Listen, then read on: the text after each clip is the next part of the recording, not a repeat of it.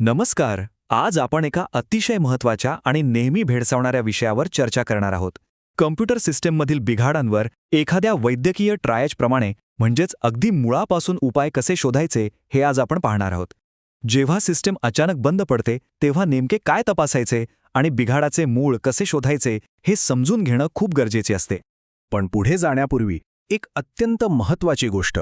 ही सर्व महत्त्वपूर्ण माहिती माइंडस्टिक्स फाउंडेशन ट्रस्टकडून आलेली आहे. तांत्रिक ज्ञानाचा प्रसार करण्यासाठी आणि कम्प्युटर हार्डवेअर तसेच ट्रबल शूटिंगमधील गुंतागुंतीचे विषय सोप्या भाषेत सर्वांपर्यंत पोहोचवण्यासाठी माइंडस्टिक्स फाउंडेशनने हे अतिशय मोलाचे शैक्षणिक पाऊल उचलले आहे. त्यामुळे आपण एका अत्यंत विश्वासार्ह स्रोताकडून ही माहिती घेत आहोत. चला तर मग आजच्या या सत्राची रूपरेषा थोडक्यात पाहूया. आपण सिस्टीमच्या अगदी गाभ्यापासून ते बाहेरील उपकरणांपर्यंत जाणार आहोत.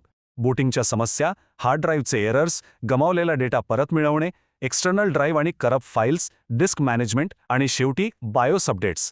सुरुवात करूया पहिल्या भागापासून. बूटिंगच्या समस्या. सिस्टम चालूच न होण्याची ती धडकी भरवणारी वेळ. इथे बायोस म्हणजेच बेसिक इनपुट आणि आउटपुट सिस्टम समजून घेणं गरजेचे आहे. अगदी सोप्या भाषेत सांगायचं तर हा आपल्या सिस्टमचा पायाभूत मेंदूच आहे. जेव्हा या बायोसच्या सेटिंग्जमध्ये काही गडबड होते किंवा सिस्टम फाईल्स गहाळ होतात तेव्हाच सिस्टम बूट होण्यास नकार देते. यावर दोन खात्रीशीर उपाय आहेत. पहिला म्हणजे बायोस डिफॉल्ट्स रिस्टोअर करणे. कॉम्प्युटर चालू करताना F10, F12 किंवा F2 दाबून मूळ सेटिंग्ज परत मिळवणे. हे अगदी एखाद्या झटपट न्यूरोलॉजिकल रिसेटसारखं आहे. दुसरा उपाय म्हणजे ॲडव्हान्स्ड स्टार्टअप. हा पर्याय म्हणजे एका मोठ्या सर्जरीसारखा आहे, जिथे सिस्टम पूर्णपणे पुन्हा इन्स्टॉल केली जाऊ शकते. आता पुढचा टप्पा, हार्ड ड्राईव्ह एरर्सचे निदान. हा आपल्या सिस्टमचा हार्डवेअर गाभा आहे. इथे एक अत्यंत रंजक गोष्ट लक्षात घेण्यासारखी आहे. हार्ड ड्राईव्हचे मोठे एरर्स फक्त काहीतरी तुटल्यामुळे किंवा फिजिकल डॅमेजमुळेच येत नाहीत. बऱ्याचदा करप्ट सेक्टर किंवा फर्मवेअरच्या समस्येमुळेही हे एरर्स येतात. कधीकधी एखादी महत्त्वाची सिस्टम फाईल डिलीट झाल्यामुळेही सिस्टम पूर्णपणे ठप्प होऊ शकते. समजा एरर 0142 आला. याचा स्पष्ट अर्थ असा की डिस्क बूट फाईल्स लोड करू शकत नाहीये.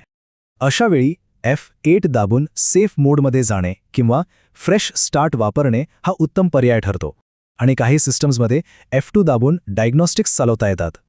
हे डायग्नोस्टिक्स चालवणे म्हणजे डॉक्टरने रुग्णाची पूर्ण तपासणी करण्यासारखंच आहे, जेणेकरून समस्येचं अचूक मूळ शोधता येतं. तिसरा भाग, गमावलेला सिस्टम डेटा परत मिळवणे. हे ऐकायला खूप भीतीदायक वाटतं, पण सुदैवाने या आणीबाणीसाठी मार्ग उपलब्ध आहेत. डेटा गहाळ होण्याची अनेक कारणे असू शकतात. करप्ट स्टोरेज असेल तर तिथे नवीन डेटा सेव्ह न करणे हा पहिला आणि सर्वात महत्त्वाचा नियम. मालवेअर किंवा व्हायरस असेल तर सिस्टम रिसेट करून धोकादायक घटक काढून टाकावे लागतात. आणि जर चुकून एखादी फाईल फॉर्मॅट झालीच तर थर्ड पार्टी टूलचा वापर करून ती परत मिळवता येते. परिस्थिती गंभीर वाटत असली तरी उपाय नक्की आहेत. ही डेटा रिकव्हरीची अतिशय सोपी 3 टप्प्यांची प्रक्रिया आहे. जागा निवडणे, स्कॅन करणे आणि डेटा रिस्टोअर करणे. पण थांबा, इथे एक गोल्डन रूल नेहमी लक्षात ठेवायचा. रिकव्हर केलेला डेटा परत कधीही त्याच करप्ट ड्राईव्हवर सेव्ह करायचा नाही. तो नेहमी एका सुरक्षित वेगळ्या लोकेशनवरच सेव्ह झाला पाहिजे. आता आतल्या गाभ्याकडून बाहेरील कनेक्शन्सकडे येऊया. एक्सटर्नल ड्राईव्ह आणि करप्ट फाईल्स.